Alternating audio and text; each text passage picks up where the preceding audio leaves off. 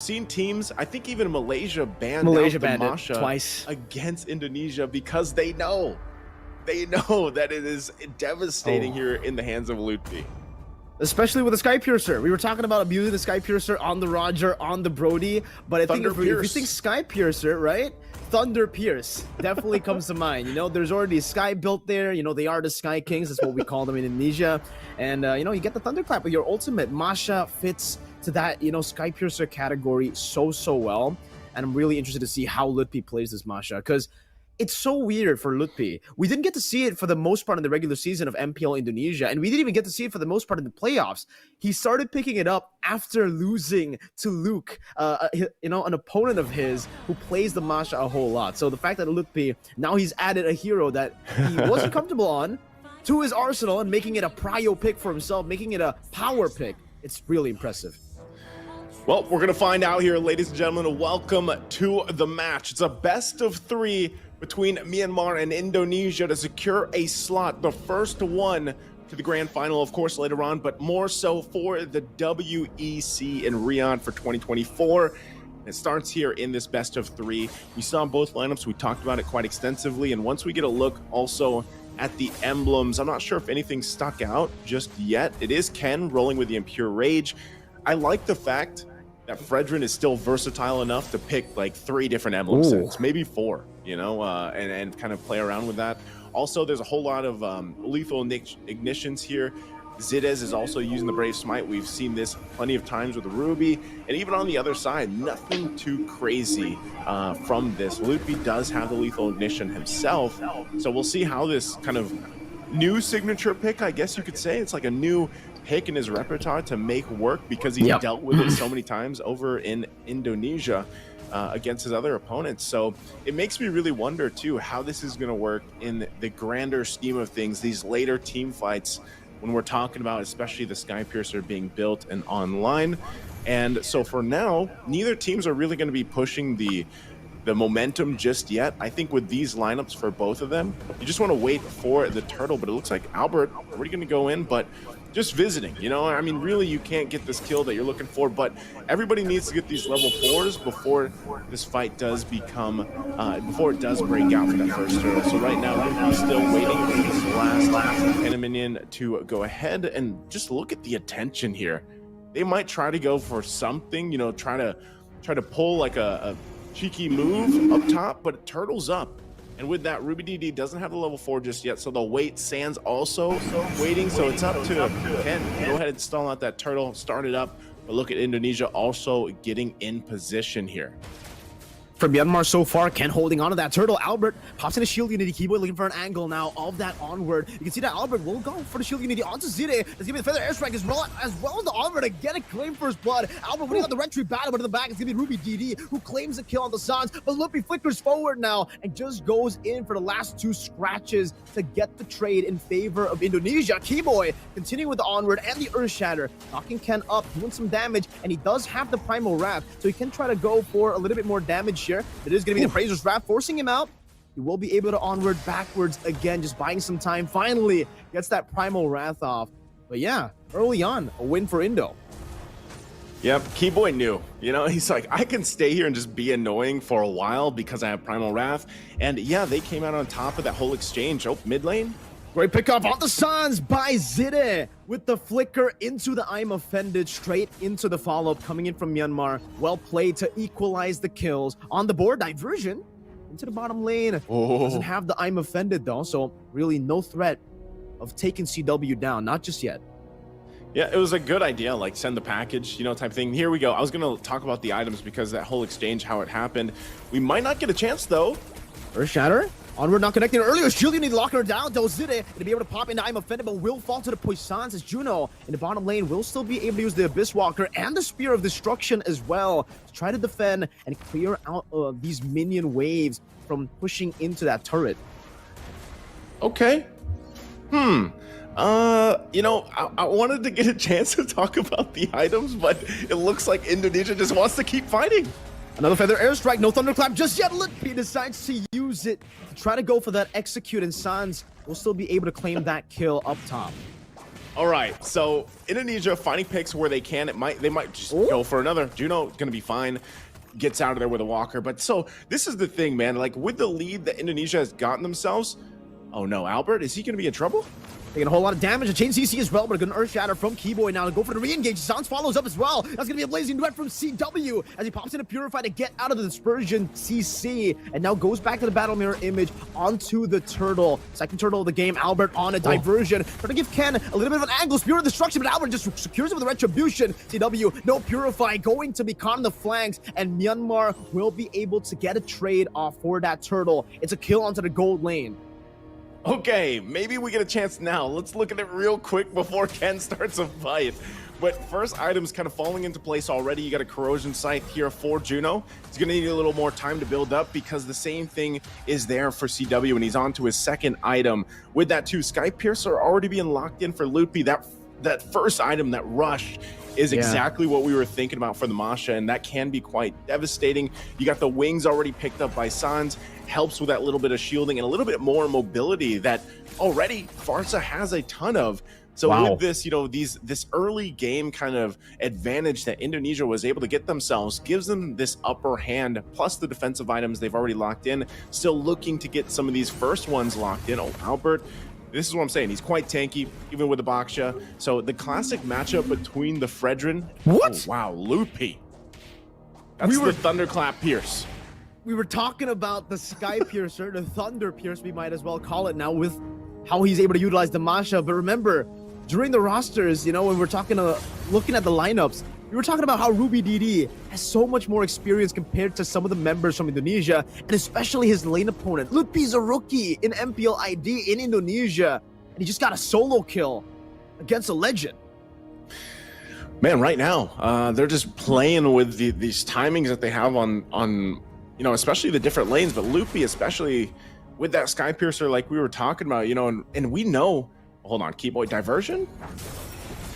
Okay, it's gonna be Keyboy caught in, and that's gonna be everything in the kitchen sink. Keyboy still able to flicker out to safety, but the Spirit of Destruction and the follow-up from Ruby DD as he flickers in will be able to catch Keyboy and take him down in the 6th minute of the game. Straight for the turtle, the final one of this game to spawn back into the Land of Dawn. Straight onto it though, it's gonna be Ken and Ruby DD. Albert is looking for an angle to perhaps go for it. Pops into Poissons, hovers over the turtle, goes in for the Retribution, but it's still gonna be Ken who wins it out in the end, and that's the first turtle on the board for Myanmar, technically. Shield Unity, Feather Airstrike, catching Zide as he flickers out with the Don't Run Wolf King. CW jumps in with the lazy duet, gets covered, offended, but will be able to take him down as he goes back towards that Battle Mirror image. Looking with the flicker only onto the wall, though, loses that 1 HP bar and gets to reset on the Thunderclap, but is not in range to go for that Thunderclap. Now another diversion. Loopy gonna be caught by the taunt again. Loopy taunted up and locked down by the Spear of Misery. Justin gets rid of him. That's gonna be a good dodge by Keyboy, sidestepping away from the Praisers Rattles. Now it's gonna be the re-engage coming down onto Myanmar. Ken looking for the damage, but Keyboy will out-sustain the Fredrin, and the Feather Airstrike gets popped in. The last one doesn't connect, but the flicker does! Gila Sans continuing on the Farsa. Oh my goodness. I think that's all it's going to be, is just clash after clash and team fights, because so far that's what both these teams have wanted to do. And actually, when you watch them through the group stage, and we talked about exactly how this new patch, these new items, has changed the course of the game, this is the highlight. Like, these are the ways, the play styles that these teams have. They've been known for before, and now it's even more so. And Albert gonna battle out with Ken, and it looks like they're gonna go for it. Yeah, Albert did actually steal that away. Another Feather Airstrike as well. Ruby DD gonna be knocked up by Keyboy, and just with those shields thrown out, Albert will be able to take him down. In the mid lane, Team Lutfi wanted to go for that turret. CW will be able to get the tier 2 up top for free. However, no, not for free. Juno, good maneuvers to look for trades on the map. Wow. Okay. So again, Indonesia will still hold on to the lead that they've got themselves up to this point. They are furthering it a little bit more. And even when Myanmar, they've been making actually pretty good positioning plays with Justin utilizing that diversion. It's just unfortunate because they're kind of, you know, the item disparity or the economy lack here is really what's showing in some of these skirmishes and team fights. And so as they get ready for this Lord here, I think it's still a little tough for Myanmar to actually approach this fight because they're outgunned and out-itemed. even with a good diversion play, if they can catch out a key target, which could be Sands, could be CW, then they might have the upper hand. Then they have to deal with Lutby, especially on this Masha, like we said, with the Skypiercer already and other items locked in. So with that, Myanmar will actually go ahead and try to dance this off, it looks like. But even with Keyboy, early Immortality picked up. He has the Primal Wrath still available as well. The placement and positioning here for Indonesia is really what's going to kind of set this apart. And that with the lead they have, look how front forward they can be. They can actually dominate this side of this Lord, zoning out the members of Myanmar. You have to wait, because Ruby DD, where is he going to enter from? But fourth in the health. Ken's all alone. Chain CC'd. Albert going to be able to pick up the Lord for free. Ken be melted down. Lutby walking forward. CW with a battle mirror image aggressively as well to the fronts. But Indonesia will just be happy with that trade. No contest for Myanmar. Okay, no contest for that one. Again, this is what I was saying. I think it'd be difficult for them to really contest that first Lord or even fight that fight. But, you know, the way that they come back into this game, even given the fact that 4,000 lead for Indonesia is really utilizing diversion like they have. They've had some pretty good plays, but also Juno. Great thing, Juno hasn't died yet. He hasn't gone down. He's been able to farm up pretty well. He's got the 3 items. He's got the DHS, Corrosive Scythe. He's got the Golden Staff. So he should be able to pump out pretty good damage. Might work on that Wind of Nature next for a little defense. And he's going to be a key component in winning some of these fights. Not only that, but if Ruby DD can get the setup that he's looking for with this Dairoth pick, penetrate that armor and set things up here, what do you see? Wait, did Albert just accidentally get 2 Sky Guardian helmets? I think he did, and he just sold the Sky Guardian helmet to buy another Ares belt. I think that might have been a mistake, man, and that's actually quite a costly one. It's I don't know if it's a visual bug or if it actually is true that he sold the Sky Guardian helmet, because I saw him pick it up, and there was 2 in the inventory. Juno doing a good job at clearing up top lane now. CW gets rid of the tier 2 in the mid lane as Lutby as well tries to do the same thing, but towards the tier 2 in the bottom lane. CW with a battle mirror image towards the fronts, trying to go for some damage onto Ken, but he will still be able to utilize that turret splash to clear out the waves. And it seems for Indonesia, they want to get rid of all the turrets, all the base turret splashes with the First Lord.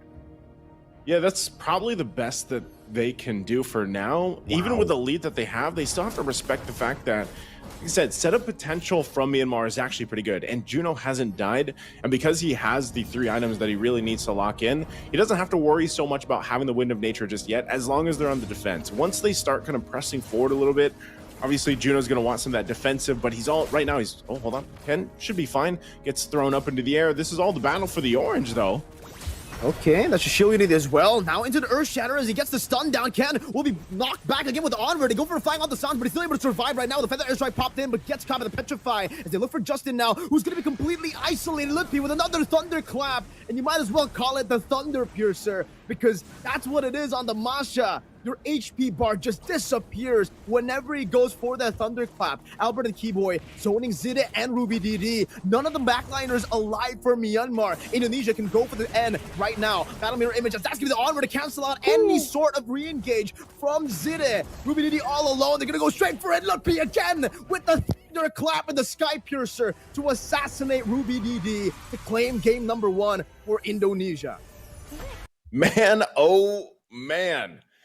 I jokingly called it the Thunder Pierce in the draft. Turns out you're right. That was exactly what it was, bro. Like, my goodness, does that combination work out so well? This was great to see. It was very enjoying to see that on the Masha. I just don't know how long we're going to be able to enjoy this. Like, I feel like there's some changes coming up for the Sky Pierce. I feel there's going to be a hot fix. I feel like there's going to be a hot fix, too. There has to be, because so maybe far... even just tomorrow. Maybe, because my goodness. And at the same time, when this was locked in, I think even you for yourself, like, you know this very well. You know, you knew that this was going to be a good game here for Lutby on this Masha pick, and it proved it. And it was very difficult for Ruby DD to do anything on the Dairoth. You know, we're going to look at the highlights here in just a second, but you'll see what I'm talking about. Indonesia also did a really good job at just starting a little bit slow, in the early game, but once they got to the objectives and they controlled this portion. Technically, I see the idea, and especially now that the Cho has been buffed in a way where in the lane he actually does a lot more damage. That passive has the physical defense shreds. It'll work towards the Roger as well later on in the game, and if you go for these pickoffs and with Ji Kundo, it allows you to go for the trades a bit more reliably now compared to before when it was a bit shorter. But I'm not a big fan of the Cho in the XP. I think you all know why. Well, let's find out here. Ladies and gentlemen, it's game number 2. Match point for Indonesia to move forward and advance to qualifying for the WEC in Riyadh. All they need is this one win to move forward. Myanmar, can they extend the series to get to the 3 game? We're going to have to take a look at this exactly because, yeah, like we said, there's a whole lot of purifies here to deal with a lot of the CC that Myanmar has available to them. And look at this, already early rotations happening here for Juno. But, you know, one thing too, I'm not sure if anyone's going to get a kill with this early on with this lineup, but with Ruby DD running, like you said, this kind of new Cho, having that passive, I think it's like 180% is what you get with that bonus attack. But then you have a concussive blast. So I'm wondering how the lineup or how the matchup with even going against a Trizla performs in terms of like the numbers and being able to stay, or is it just purely I'm going to go and try to get some pickoffs, you know, because right now they're just duking it out. And you can see Lutby also went up with the Brave Smite. So once he goes with War Axe, most likely he'll be able to just kind of stay in the lane as long as he wants to. So on mid lane, still Albert trying to find early pickoffs, but I just don't think it's going to happen here until these level 4s, especially that Turtle still 30 seconds away. But look at this, Ken fighting for his own XP, and Albert will go ahead and just continue on with this. I think, you know, with Brave Smite, hold on. Down below, Lycan Pounce, Juno going to be caught in the spatial migration as well. Does have the Purify to get out, but the damage is certainly there. Juno will have to respect it by backing away. But back to the Brave Smite. So most Terizlas that we've seen, especially with the War Axe change, they go for the Impure Rage to get more mana, and then they just go and rely on the sustainability of the War Axe. So the fact that he's doubling down means he's ready for Myanmar's you know, full-on team fight and the longer team fights. As Albert starts his turtle, Keyboy's hovering over, doesn't have that level 4 just yet, but has already been able to shove in that bottom lane, or that mid lane actually. Good Astral Echo, and that's giving the spatial migration. Albert with the fracture, not even, actually, will be able to go for it. Now penalty zone locking him down with the Violent Requiem. Albert picking up the first blood, as Zide will be forced to run away, but even then, the Retribution slows him down, gives Albert the movement speed to catch back up and to take him out. A 2-0 start for Indonesia. Man, this is what I was saying even yesterday, Mirko. Like, once Albert gets snowballing on any of the assassins that he picks up, he's going to continue to just be very aggressive. So you got to be, if you're Myanmar, you got to be able to answer this. And that might just be also protecting Ken a little bit more, because that pressure could get a little overwhelming. You're seeing nothing locked in first item-wise yet for both teams, but Indonesia getting themselves already 2K ahead against Myanmar with all those exchanges is where they usually start their games. It starts a little bit slower, they get the advantage going, and then it snowballs out of control. We saw this the last time, like I said, continuously with this lineup, these three heroes, the Keyboy on that Guinevere, you have Albert on the Nolan, and of course a CW on the Harith. There's a ton of damage potential that can happen here early on. And for Myanmar, they have tanky enough heroes.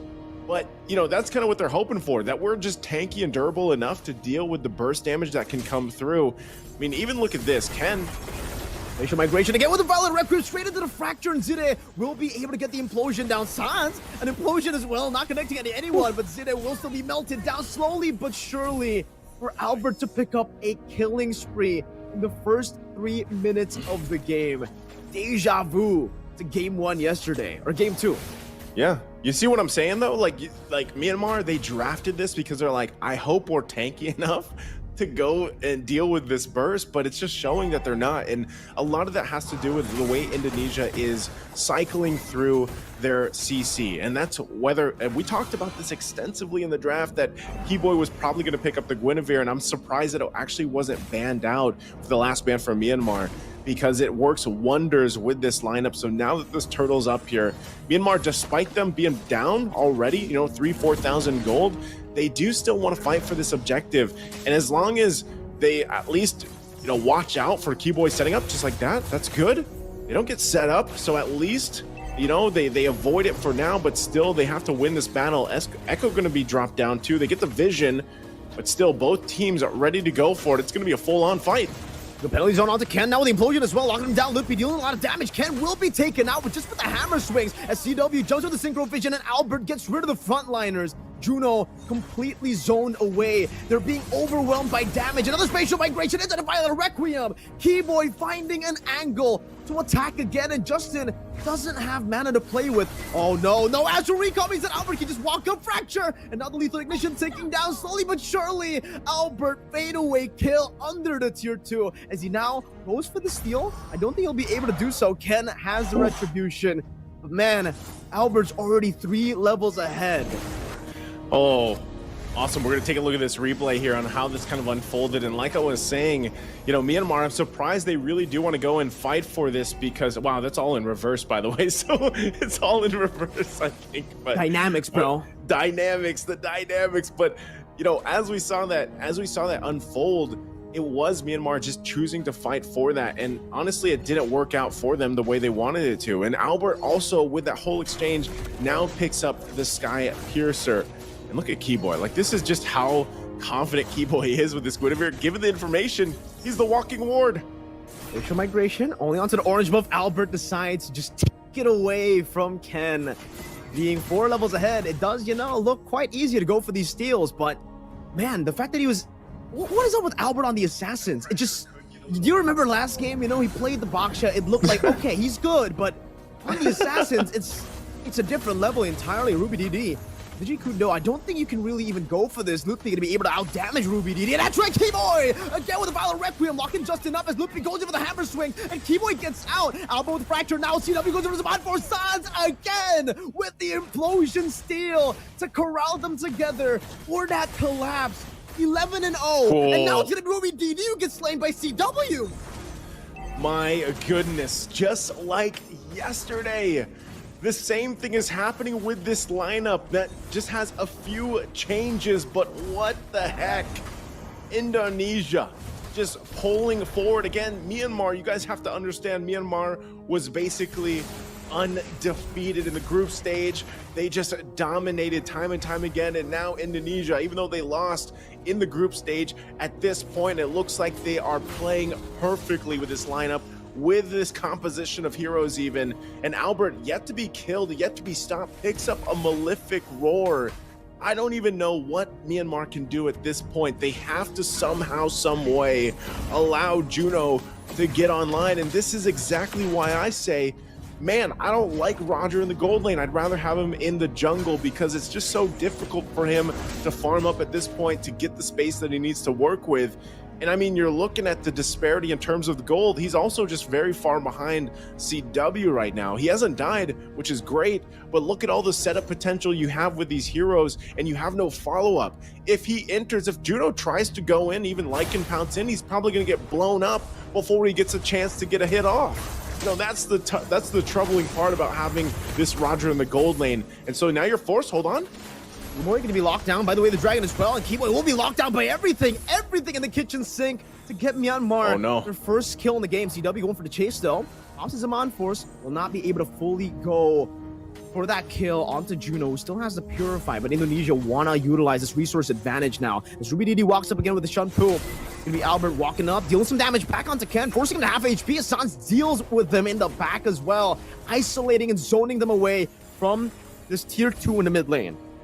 Oh, Sans also picks up the implosion, so we might have to keep an eye on a possible play. Doesn't have a flicker, it went with the Purify instead, but can still possibly use that in a quite a surprising way. You'll have to see it unfold.